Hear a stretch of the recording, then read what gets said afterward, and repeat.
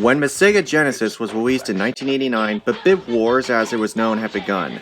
It was a war between Nintendo's NES console and the Sega Genesis. And let's not forget about the Atari 7800 and TurboGrafx-16, which they were in a race, but they were no match for the NES and Genesis. The reason why was because the Sega Genesis had 16-bit processing graphics, whereas the NES was an 8-bit system. The Genesis's ad campaign read, "Genesis does what Nintendo don't," boasting the Genesis processing, which they called it blast processing. And then out of nowhere, they created the Sega CD and 32X attachments. Both flopped. But regardless, you either asked your parents for an NES, which had the Super Mario Bros. Trilogy, Metroid, Castlevania, Legend of Zelda, a Super Nintendo, Super Mario World, Donkey Kong Country, Contra 3, The Alien Wars, Super Metroid, F-Zero, Pirate Wing, SimCity, or a Sega Genesis, Comic Zone, Michael Jackson's Moonwalker, Golden Axe, Toe Jam and Earl, Altered Beast, and the better ports of Mortal Kombat 1 and 2. But in 1991, a video game character would come along to remind us that the rise of 16-bit era was upon us. A mascot for Sega, an icon, a symbol for the 16-bit era, the rival to Mario. And that mascot was the blue blur himself, Sonic the Hedgehog. Sonic, he can really move. Sonic, McDouche. He's got an attitude. Sonic, he's the fastest thing around.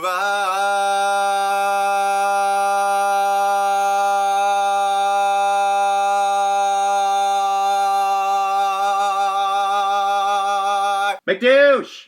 What? You don't need to play that intro again because I already did that. Fine. Wait a minute, you're reviewing these again? I thought you didn't like Sonic. You reviewed the Mario movies twice, but you love Mario. So why are you reviewing the Sonic movies again? Well, I thought since the third film just came out, I might as well re-review these, but this time be more thorough. Fine. Just don't review them a third time. Released in 1991, Sonic the Hedgehog was a sensation. The game featured fast-moving graphics and a hip character at the center.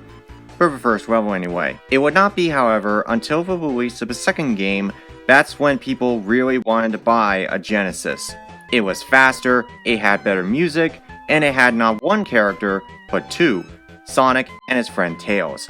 I don't have all the games in the series, but here's my collection so far. Sonic has made his way onto every system imaginable. He has had his good games, and bad ones. Really bad ones. And for some, they are worse than that, as is the case with Sonic 06, Sonic Boom, Rise of Lyric, and He Who Shall Not Be Named.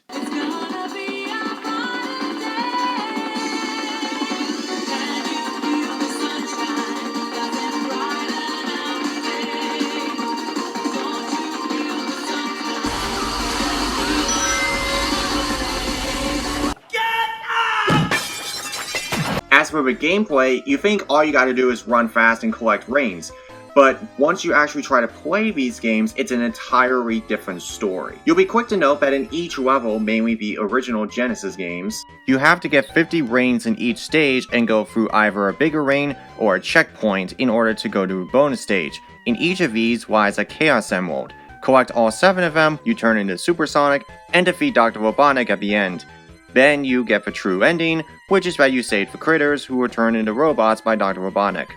It's that simple. Disclaimer, it is a little tricky to get the most for first time players. It takes practice to get through the special stages in each of the games because every game has a different special stage. Just take your time, practice studying the special stages and how to beat them, and they should get easier over time. Do not think that they are easy, as they may not be for everyone. Enjoy the rest of the video. What makes it fun is the fast-paced nature of the games. Now, yes, a few games in Sonic's early days changed the formula a bit.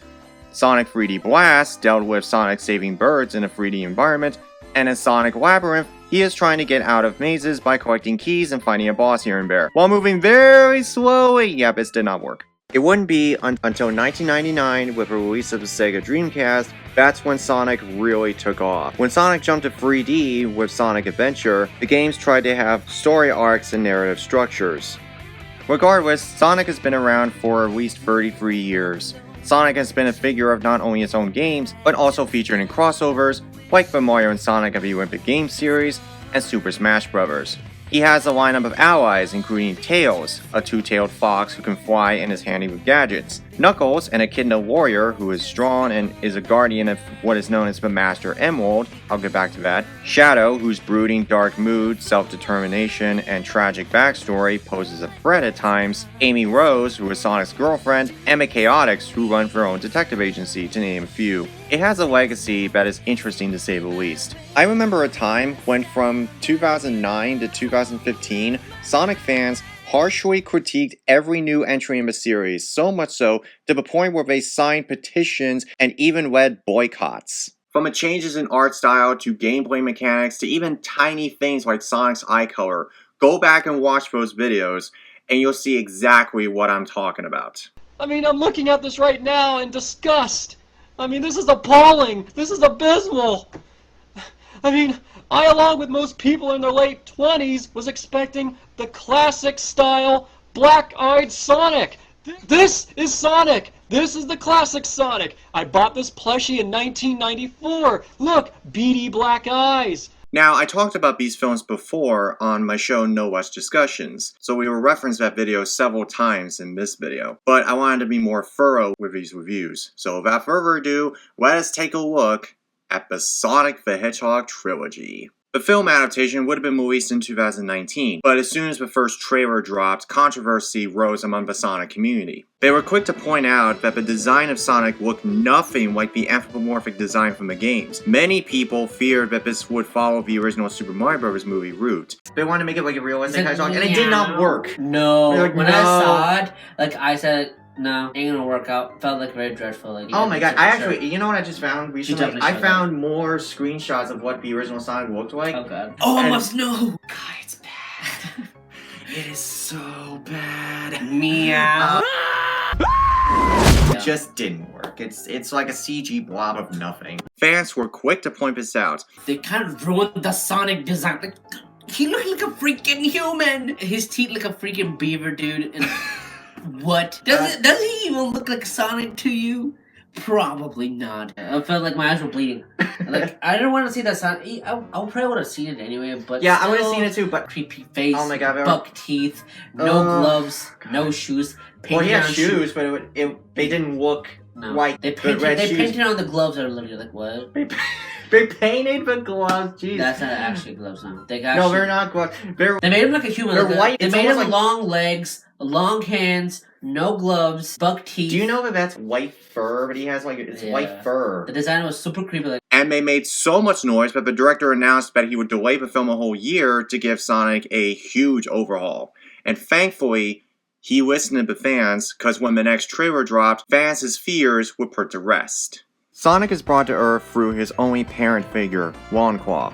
Longclaw sent him to Earth believing that he would be safe there from harm. So for the next 10 years, he remained on Earth, hidden from the public. That is until he meets who he calls Donut Lord, played by James Marsden. He's a sheriff of the town Green Hills, and the two met only because an agency called Gun is on his trail. The two team up in order to avoid being detected by Dr. Robotnik, played by Jim Carrey. And so now they're on the run. And that's basically the movie. Actually, there's more to it than that. Sonic loves being on Earth, yet he is haunted by the fact that if he's in danger, he has to go to the Mushroom Planet where he'll be safe. But he doesn't want to go there. Yet he doesn't want to leave Earth without doing everything he needs to do. So the two of them create a list for them to do. And we see the two of them bonding as well. Dr. Robotnik is trying to harness Sonic's power. His idea is to kidnap him and utilize his power to create a machine that utilizes his abilities. Just like in the game how Robotnik has different types of hovercrafts that defeat Sonic, here he's doing the same thing. You can think of this film as an origin story to Sonic. We see who he is, what he's like, and how he connects with the other characters. That's ultimately what I like about the film, is that it is like a reintroduction to Sonic without compromising or removing what makes Sonic Sonic. And they captured his humor, his personality right. He's like that hip guy who He's a kid. who's like, yeah, he's a kid. adorable little kid. I mean, and it would honestly, have been awesome to have him as a pet. true, but I'll be honest. But it's I been was, hard to work with, trust me. the first time I saw it, I was a little worried about how they would capture his hip attitude. The humor was there, but it's fun. Honestly, which is more than I can say for something like any of the other video game movies that exist. But Sonic the Hedgehog, I just felt like they're pretty enjoyable adventure movies for all ages. I just felt like it was really an enjoyable movie. The second time I saw it, I was like, okay, now I'm enjoying this. I could watch this again and again. I could. In Sonic 2, we not only see Tails, but also Knuckles. Tails found Sonic on Earth because of Sonic shutting the power down on Earth, and he is able to locate his energy frequency and where it was coming from. Yeah, remember the scene where Sonic caused the power outage in the baseball field? Well, Tails was able to pick up on his energy, and he was able to locate him. Over the course of the film, they bond and get to know one another. At the same time, Knuckles, voiced by Idris Elba, is an Echidna warrior who teams up with Robotnik in order to find the Master Emerald. The Master Emerald, when activated, can give someone unlimited power. Robotnik wants it to destroy humanity, while Knuckles wants it to make his tribe proud. Sonic and Tails are asked by the spirit of Longclaw to find it and protect it. All the while, Donut Ward and his wife are attending the wedding of his wife's sister. Sonic is supposedly a member of GUN, which actually stands for Guardian Unit of Nations, and they need Sonic and Tails' abilities to stop both of them. The thing about this film is that it is exactly what you expect out of a Sonic movie. The first film was primarily helping Sonic get acquainted with our world.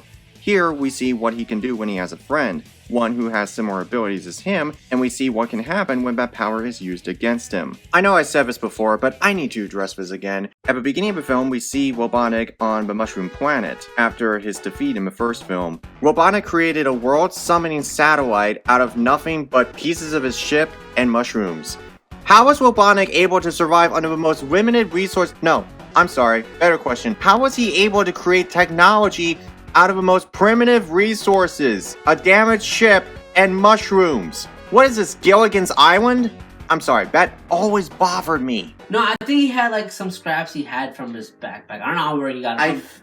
I think he got from a ship. From a ship. Right, maybe from a ship. Maybe from the first film. Okay, that makes sense. Maybe when he crashed, I think he used that ship's technology and used his the parts. Wait, to but at make the end of the first movie, he was just seen wandering around the mushroom world with his rock. All of a sudden, during that time, he decided to take pieces of his ship and decided to create a world-summoning satellite. Probably. And then we get into Sonic 3, and do you remember that prediction I made in that video? I'm wondering if we're gonna include the other Sonic characters, like the Chaotix, Amy, Shadow, well maybe not Shadow, but I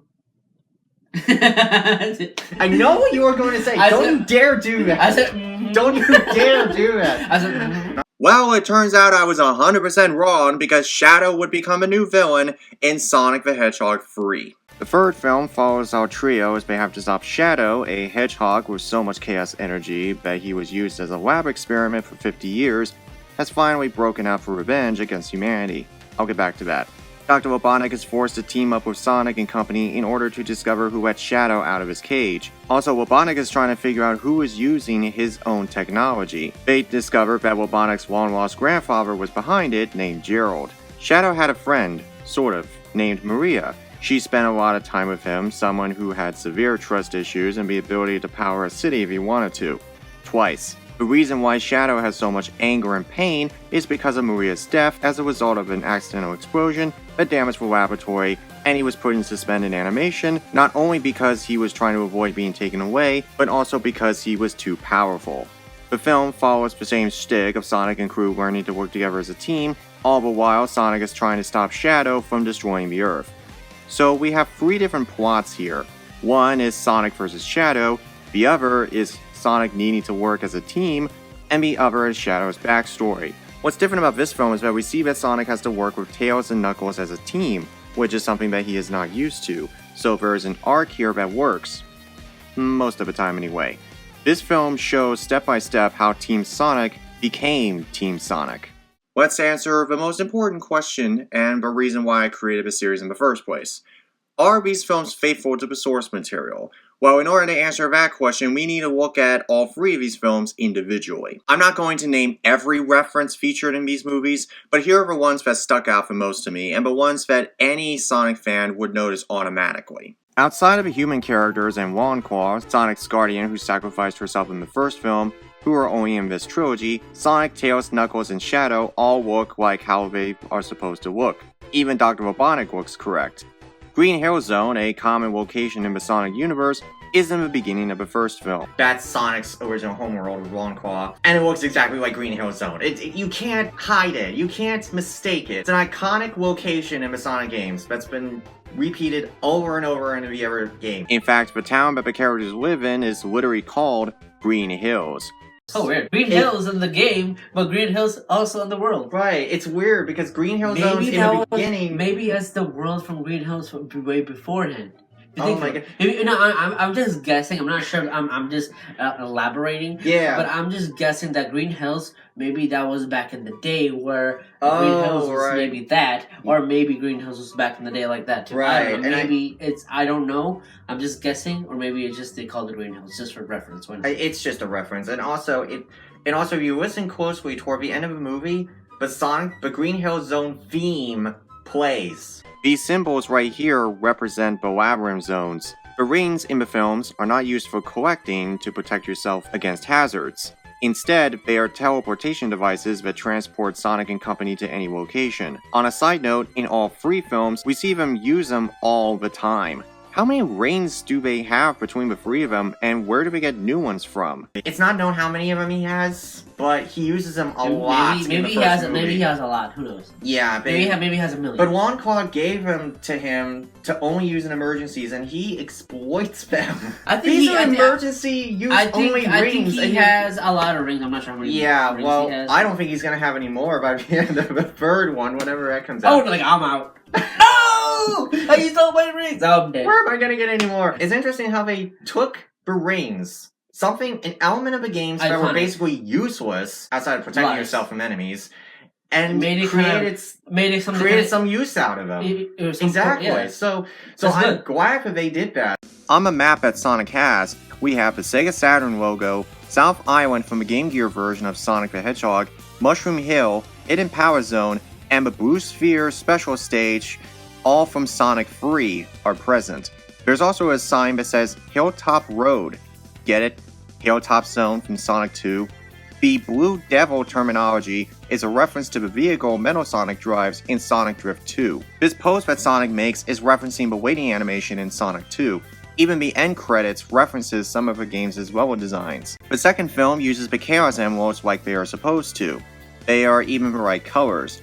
All of them are inside what is known as the Master Emerald. Once all of them are collected, Sonic turns into Super Sonic, which also happens in the film. Tails using gadgets and stuff is from the games exactly. In fact, they got one of Tails' voice actors, Colleen O'Shaughnessy, to voice him. A truck in the film mentioning Splash Hill Zone is referenced from Sonic 4. The opening where Sonic takes part in a police raid is a direct reference to the opening of Sonic Adventure.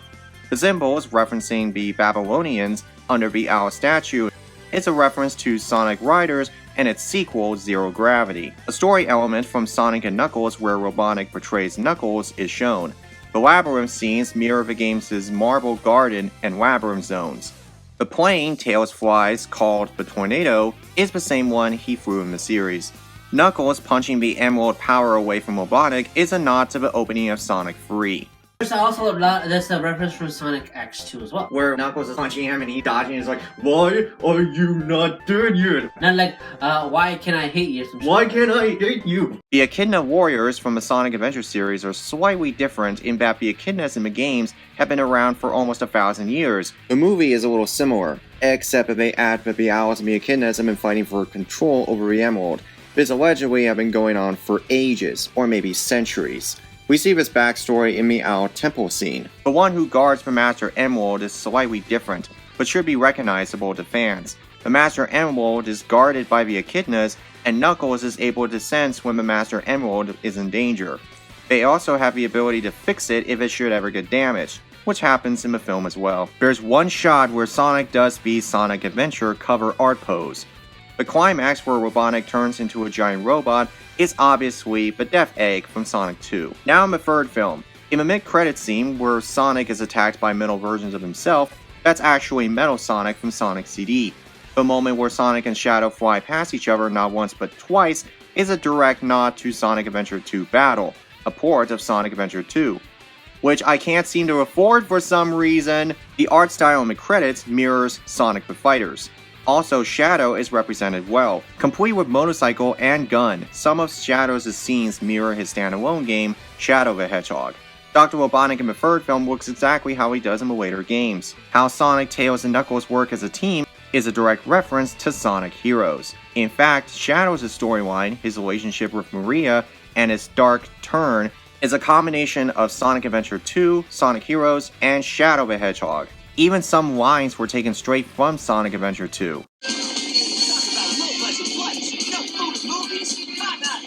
Talk about low-budget flights. No food or movies? We're out of here.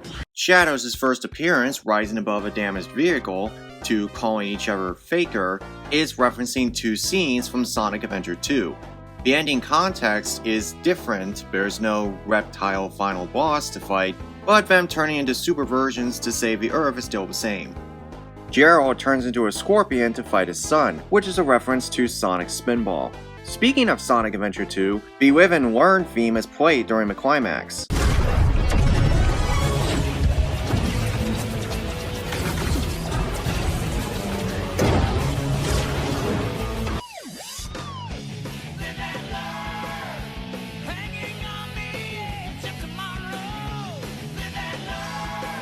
Maria's death in the film differs slightly from one of the games. In Shadow the Hedgehog, we see that gun was going to kill her and she gets killed by a bullet. In the movie, that same bullet hits one of Shadow's energy containers and it explodes, killing her. The Eclipse Cannon from Sonic Adventure 2 and Shadow the Hedgehog is here. Oh, and the Chow Garden that looks like a Japanese Chuck E. Cheese? That's the Chow Garden from Sonic Adventure 1 and 2. Now let's answer a very important question. Are these films internally coherent? Well, let's be honest, folks. We have a blue hedgehog that can run at supersonic speeds, a fox that can fly and create gadgets out of thin air, a creature of unknown origin called an echidna being able to punch stuff and is a guardian of a giant emerald, and a dark hedgehog with a motorcycle and gun that can power a city if he wanted to. I don't need realism to be happy. I just want this franchise to be internally coherent, as in it sticks to the logic and rules that the franchise is set up. That is not a problem here. Outside of it being set in our world and minor changes, changing the purpose of the reigns and so forth, these films are consistent with the rules that the games is set up. So yes, they are faithful to the source material.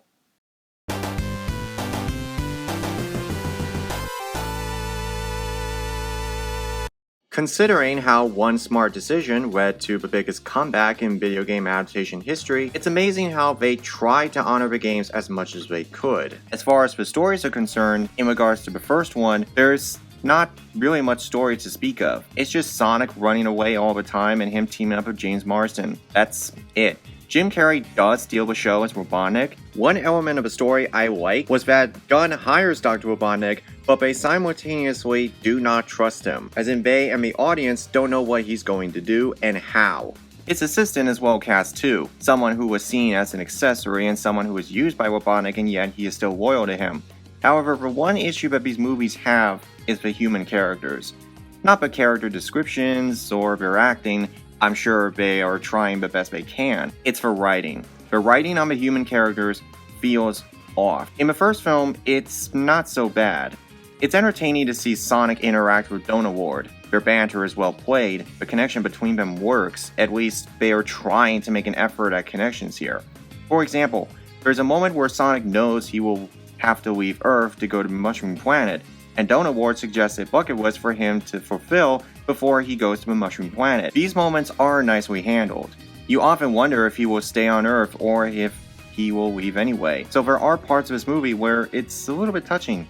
The action is nicely done. The fast-paced nature of the games carries over into the action scenes for the film, and every single one of them are done very well. Especially the scene where Sonic and Robotnik are chasing each other around the world. Overall, the first film is still enjoyable.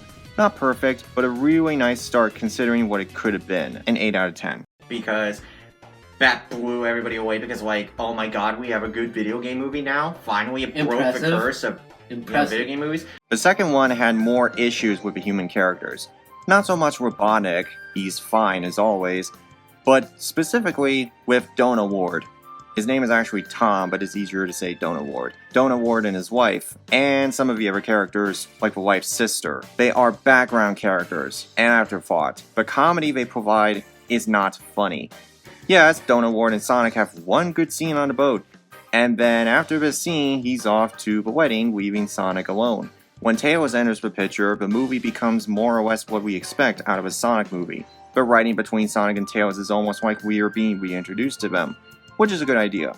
Knuckles is a great villain too, someone who is more or less trying to bring honor to his tribe and fulfill the mission that his father failed to carry, but was misguided by ambition and pride that he lost what really mattered. Yes, I know he won't be a villain for long, and yes, I know that he will join Sonic as a hero, but hey, at least there was a reason for him being a villain.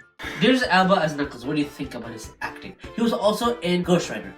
Oh, yeah, well, he was also in a number of other movies. Yeah. But as this one, there's Alba as Knuckles. Fantastic! I felt like Idris Elba was the only person you could have chose if everyone else who played Knuckles was not available. And I feel like that's what happened. If everybody else did Knuckles, we're like, I probably would not like Knuckles more. I don't know. But I probably would not have. Well, it is true that he was a semi-villain in Sonic 3 and Sonic and Knuckles. In general, I liked where the story was going between the three of them. I liked how the film was able to tie these three characters together and how their abilities work off and against one another. However, I did notice one scene in which Sonic and Tails are bonding that essentially is a callback to the first film. But it's only for like a minute and does not reflect the rest of the film. It's at this time where we see Sonic learning responsibilities. My issue with some hip characters is that when they are hip and with it, they use current technology exploited in their dialogue, and they don't really grow as characters. Yes, Tails using gadgets makes sense because he creates them from scratch, but Sonic, now I'm nitpicking. To see all three of these characters is a treat. We finally have a Sonic movie that takes all three of these characters that we knew from the games and put them onto a celluloid canvas, and it did not disappoint. To see Sonic fighting Knuckles is a big highlight. I did mention in my original review that they were fighting for not really a good reason, mainly because Knuckles is only stopping him all because of the Emerald. You could make the argument that Knuckles is stopping Sonic all because Knuckles lost his father at the same time Sonic lost Claw, and that he is trying to remove Sonic from the picture. Remember that fight in the beginning of the first film? Knuckles was left behind while his dad fought the enemy, Claw, and thus he wanted to honor his father by bringing home what he failed to bring home, the Master Emerald. He does explain his backstory to Sonic in the snowboard scene, but looking back, it actually makes sense in context. Their fight is justified and reasonable, so when he does join Sonic's company, there's an arc there that actually works. So yeah, I take back what I said in my original review. Although there's one story element that I still have an issue with, as I explained before. We might have a better explanation of why the Echidnas have his feud with Claw, but you cannot explain to me the boss fight. At some point, Sonic is running away from an avalanche, Tails is injured because of a bomb blast thanks to Dr. Robotnik, and Donut Ward gets a phone call from Sonic saying, remember that ring I gave you? You need to use it right now. And it turns out that the ring's about to be put on the finger of That'd be hilarious. Like if it comes out the finger like, oh my god. Anyway, weird! He screws up a wedding already. He throws the ring in, and then Sonic comes in with the avalanche and everything. It's like, you ruined the wedding! Well, it turns out that the wedding was all a setup thanks to the military, who they created this program to capture characters like Sonic. He's like, wait, Dr. Robotnik is dead, but that doesn't make any sense. They realize, oh, Dr. Robotnik's back. But may I ask a question? So you're telling me that Donut Ward and his wife were not able to see that there was something very off about this wedding? That it was just spontaneous out of nowhere? That's part of the problem. This whole thing was spontaneous. They had no preparation whatsoever. And you're telling me that they were not able to see that? Come on. Maybe they didn't I'm just saying it just came out of nowhere. It was completely stupid. At least there was a twist though. I didn't know about it. But it doesn't make sense. A twist has to make some resemblance of sense. And this did not make sense. And then Bride does this whole Bridezilla thing where she gets her revenge. And she on this golf cart thing and she really comes out of explosions. However, Sonic using the Master Emerald for the first time and seeing him turn into Super Sonic was an awesome moment. And yes, people were cheering in the theater when we first saw this. So while there were a few more issues than the first film, these issues only apply to the human characters. The human characters... If you watch this film, only concentrate on Sonic, Tails, Robotnik, and Knuckles. Once you do that, you'll enjoy the film a bit more. You'll also have more fun with it too. And that's saying a lot coming from me, considering the fact that I am not a Sonic fan, and yet I like this. Sonic 2... 8 for you, probably. 8, the human story was bland and pretty bad. But to see Knuckles and Tails being represented correctly, and also having featured prominently, and also have a pretty decent plot. For me, finally give it like an 8 or a 9 for me. Yeah, like 8, finally including the Chaos Emeralds, having character development with Sonic, I feel like we're on the right track. Minus rating is 9.0. I just wonder if this is going to backfire. The flaws, they don't diminish your enjoyment of them. Yes. Maybe if I'm bored or something, I want to pop these in and just enjoy them. They're enjoyable, flaws and all, which is more than I can say for other video game movies that have come out in the past. As for the third film, so many people are saying that this is the best of the 3 films. And I mean, they emphasize that this is one of the best sequels ever made. I'd say it improved in terms of character arc, emotional weight, and narrative structure. Other than that, the movie is very similar in terms of pacing, personalities of the already established characters, and action sequences.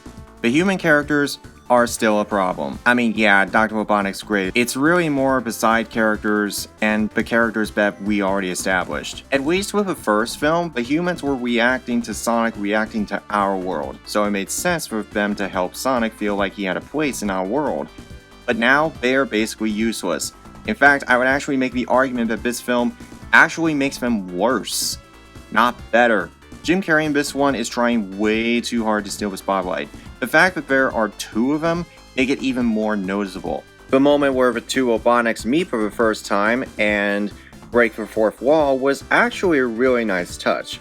That actually was kind of a cute moment. But for the most part, their humor ranges from weird to kind of awkward. Some of it is actually a waste of time. There's a scene where they are bonding and it's literally 3 minutes of filler, and you wonder how they're going to all these places when Shadow and Robotnik are on a tight deadline. A deadline that was firmly established and was a source of vital importance.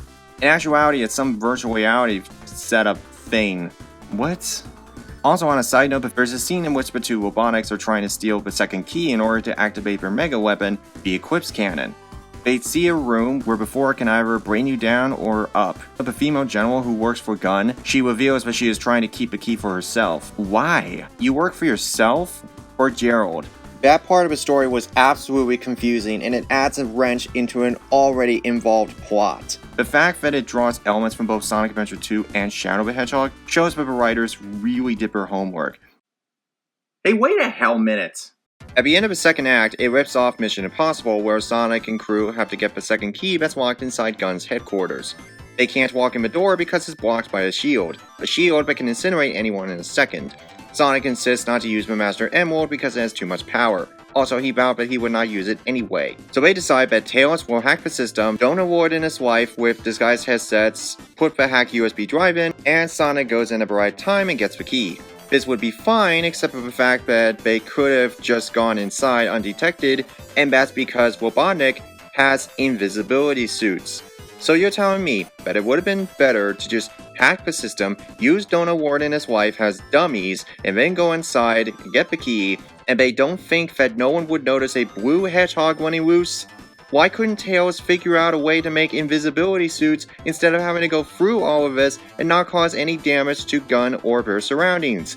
That way, they could just get the key, win, and avoid Shadow. Oh, this plot's on. Oh, man! Seeing Shadow here, I was really worried that it would be terrible. But in actuality, this turned out surprisingly well.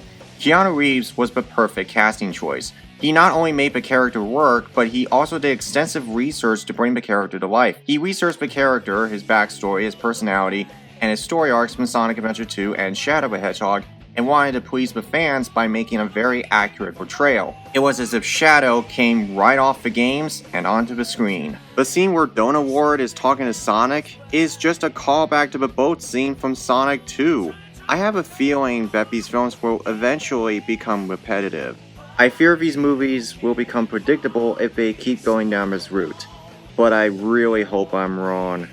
Also, I have noticed that people have pointed out that the film deals with grief, how Shadow is an example of what happens when someone has so much grief and loss that they not only avoid dealing with it, but would rather get revenge on humanity. That's actually true, and that theme carries over to a scene later in the film where Shadow knocked Donut Ward unconscious, Sonic fears he may be dead, and Sonic needs the Master Emerald to get even with Shadow, with or without his friends. Overall, while the story has a little bit too much going on, the quality of the first two films still shines through. A fair 8 out of 10. And I like all the characters they focused on Shadow's story. It gets much more diverse to his story arc, much more. And they made it much more really amazing, where it shows that the loss that he went through in his story. First, in the end, he lost. I feel like he didn't have a home. That guy, Gerald, kind of the father of the Robotnik. He says, "You don't know nothing about me," things like that. They kind of combined his story much more interesting and made it to where mostly it made it much more better for him to become a good guy. See how they ended the movie. They bring. I think the next one's gonna be a marathon, but they're gonna stop it at 4. That's not a good idea because they have tons more Sonic characters they're gonna come out with because there's so many of them. They can put the lore and everything. So there's too many. So I don't mind them someone up 4, but they continue until they cover all of these Sonic friends and enemies, things like that. Probably 9.5 or 10. In my opinion, it actually deserves that because this movie did really, really well to me, because the movie had a lot of feeling to it, a lot of story to it, and a lot of action to it, and a little bit more lore than expected. And you get to know more about Shadow and the story and how he became who he is. It shows that a movie could be, video game based movies could be good if they work hard towards the story and how they create. It depends how they create the story. Depends how the actors, how the animation is. If the animation was like shit like last time, trust me, this movie would not made it to 3. It probably stopped at 1. Yeah, that's so true. They kept the original designs. Oh my god. Now you get past to 1 or 3. Trust me. It wouldn't have worked. It would probably die at movie 1. It's a good thing they're out of their way to fix it to make it into a good franchise. So that's my good thing. Once they did, that's how I liked it. Because since they fixed it, how Sonic is Sonic, how Sonic is cute and awesome, and how Sonic, the Shadow looks like Shadow. If you have that weird beaver for every single character, they don't look like that. They look like a weird humanoid character. Like, literally, every kid's gonna cry in their nightmares. What the hell did I see? It's clear why these films were successful, because the fans made them successful. The fans wanted to see these characters up on the big screen, and they succeeded. As the series progresses, we see Sonic become more mature, while simultaneously being his energetic attitude, childlike mindset. For better or worse, these films did celebrate the series. While yes, all 3 have their strengths and weaknesses, they are exactly what they are supposed to be. And while Disney literally bullied Sonic out of jealousy over Sonic the Hedgehog 3 being the obviously better movie, over the obvious cash grab Mufasa the Lion King, Sonic rose above it and proved that a good video game film trilogy is possible. No, I'm not saying these films are masterpieces, but they are fun, entertaining, and they have narrative arcs that work. Well, most of the time. They are, overall, consistent. In the same vein as the Godzilla franchise, you watch these movies for Sonic and company.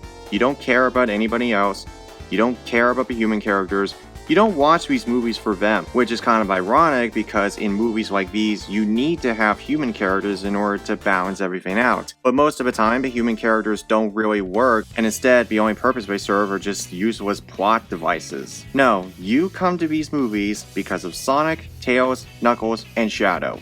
That's it. And they deliver loyally. These films did what Resident Evil, Mortal Kombat, Lara Croft Tomb Raider and Hitman failed to do, and the latter 3 didn't even get past movie 2. We'll get to both someday. The only other success I can think of is probably the Pokemon series, which I highly doubt I'm going to review those in the future. But with Sonic, these films make them the first successful, good if not perfect, video game adaptation trilogy.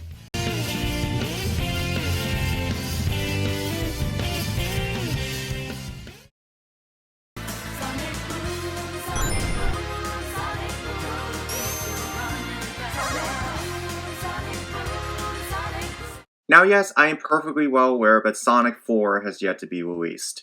It won't release for a few years now, and maybe we will talk about that film when the time comes. But to be honest, I probably won't really have much to say on it. Is it as good as the first 3, or will Sonic finally overstay his welcome? We will have to see. But wait! They made a show! They made a show about a walking battering ram! Anyway, the show! I was not even going to review the show at all. I was actually going to save it for when I was going to talk about the Sonic TV shows, but since making this video took longer than anticipated, and since you were all so patient, I am going to throw it in as a bonus. Knuckles is trying to adjust to life on Earth. Suddenly, he is visited by the spirit of Chief Pakakamak. Yes, I got it right! To help a man named Wade win a tournament of champions. It's actually just a bowling tournament. So, this is it? This is our show? Nah, if this was really a Knuckles TV show, we would see him seeing all kinds of human behaviors and aspects of society, and he would misinterpret it as a fight to the death, and his friend or whoever would help him understand what it means. That happens 3 times in the show, but it's barely ever utilized. Meanwhile, 2 former gun agents want to capture him and sell him off as a means of revenge. Why? I thought Sonic and crew worked for them, not against them. Oh, and I forgot to mention that the rogue gun agents are working with a black market dealer because he's getting his revenge on Robotnik. So why do we even need these gun agents? Why couldn't we have this guy be the main villain? Oh wait, he will be by the end of the show! Why have these 2 rogue gun agents if you were going to, I don't know, literally suck them out of the show and then completely forget about them? What purpose did they serve again? And Wade is annoying and frustrating to watch. I know what they were trying to do, but seriously? The first 10 minutes of the first episode I really liked, because yeah, this is so Knuckles to a T. This is exactly what I expected out of a Knuckles TV show. It delivered on all fronts. He literally sets up training camp, tries to make himself at home thanks to the advice of Sonic, and then he creates his own Game of Thrones by kidnapping the mailman. And he uses the family dog as what he calls a sacrifice, a fight to the death with the mailman. This is so Knuckles. I loved it. But then as soon as Wade got introduced, I'm like, oh.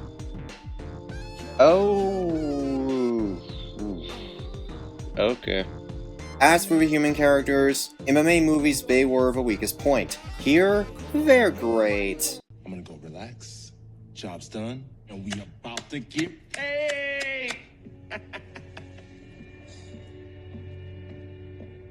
Americans. They are so good, they remind me of being stuck in an elevator with 10 screaming babies with allergies. You can't threaten us with your Jewish karate chops because I am a federal agent. Okay, I refuse to be spoken to like this from a local police officer. The idea of how he had a dad at one point and he was a champion bowler and how he ended up showing up at the bowling tournament and then you find out that he was a douche not once but twice. I understand the idea, but here's the thing. We need to care first. We need to care about what's going on. And if we don't care about the characters, then we don't care about what's going on. Period. I did not like them. I liked the mom character to a degree, but only because she has one good scene in the 3rd episode. I mean, the action scenes are fine, that's not the problem. Knuckles is fine, that's not the issue. In fact, he's one of the only decent Sonic characters in Sonic's 30-some year history. At least he has an interesting lore to him, but the show seems to think that the human story was more interesting. It's not. Oh! Ow! Ow! I wanted this to be about Knuckles. I wanted it to be focused on him. Instead, I watched a 3-hour show in which Knuckles is the focus about 60% of the time and the rest is an uninteresting human story. And that is the last we will see of a Blue Blur for some time. But in the meantime, we will focus on what is next on the horizon. And I will also end every single episode with what I call the VGAT, the video game adaptation tier list. I'm sure you're all familiar with how tier lists work, but for those of you who don't, S means superior, that means they are the top of the line, to F, which means flat out failure. It begins with the original Super Mario Bros. Movie, a horribly flawed yet misunderstood film that is 90% experiment and 10% first of its kind. It's not a good Mario movie, but I don't think it's as bad as other films I have seen. Then, the Super Mario Bros. Movie, the new one, the most faithful adaptation I have seen so far. A love letter to the Mario franchise and a fantastic film to boot, even if the story plays it a little safe at times. This goes in S tier. So where do the Sonic movies fit in? I will say they barely make A tier. While taking the flaws of the human characters into account, these films are like a love letter to the fans of the Sonic games. These films were made for the fans, by the fans. Taking these flaws into account, they would normally fall under B tier, but the added emotional punch of the third film, the faithful adaptation of Sonic Adventure 2, also in the third film, and how the fans helped these movies thrive, raises the bar to an A, slightly. So where does the Knuckles TV show fall into? I say C. It's almost like they lost focus of what story they were trying to tell. What's the show really about? Is it about Knuckles or Wade? Now, of course, this list could change, but for the most part, everyone is staying where they are. Join me next time as we take a look at the world of DC with Injustice.